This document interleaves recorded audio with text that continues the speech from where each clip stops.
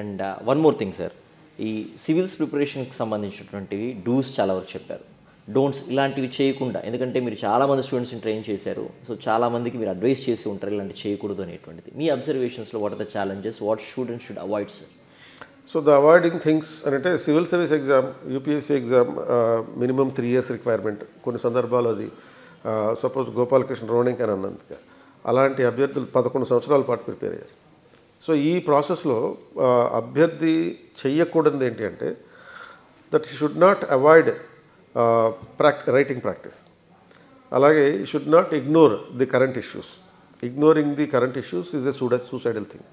అలాగే చాలామంది అభ్యర్థులు they will read the multiple books. Avoid reading the multiple. Don't read multiple books for the same subject.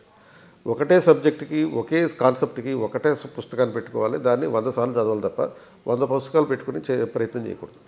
Avoid using the unnecessarily the social media. So social media use చేయడం అన్ని maximum తగ్గించేసుకోవాలి. And ఈ రకమైనటువంటి కొన్ని జాగ్రత్తలు తీసుకుంటే ఈ avoidance చేయాల్సినటువంటి don'ts అనేటువంటి చూసుకుంటే మిగతావన్నిటిని వాళ్ళు అంటే ఈ ప్రిపరేషన్ ఎలా ఉంటుందంటే it is a kind of test of personality, the psychological stability of the candidate. So ఆ సైకలాజికల్గా సుస్థిరంగా ఉండడం అనేటటువంటిది 3 సంవత్సరాల పాటు జరగాలి కనుక దాన్ని ఆటోమేటిక్గా ఎగ్జామ్ ఆ స్కిల్స్ మనకి ఇచ్చేస్తుంటుంది. సో ఈ ఎగ్జామ్ ద్వారా మన ఎమోషనల్ ఇంటెలిజెన్స్ని బ్యాలెన్స్ చేయగలుగుతున్నామా లేదా అని చూస్తుందన్నమాట. ఆ ఎమోషనల్ ఇంటెలిజెన్స్కి ఏవైతే ఆటంకాలు ఉంటాయో వాటిని అవాయిడ్ చేసుకుంటే, అంటే ఆటంకాలు ఏవి, ఈ cell phone by itself is not a danger. ఆ సెల్ ఫోన్లో ఉండే apps are danger. Use the cell phone only for the sake of receiving the calls. Use the social media only for the purpose of material. Don't use the cell phone for the entertainment during your preparation. Entertainment చేయాలనుకుంటే దానికి ఒక time పెట్టుకోండి.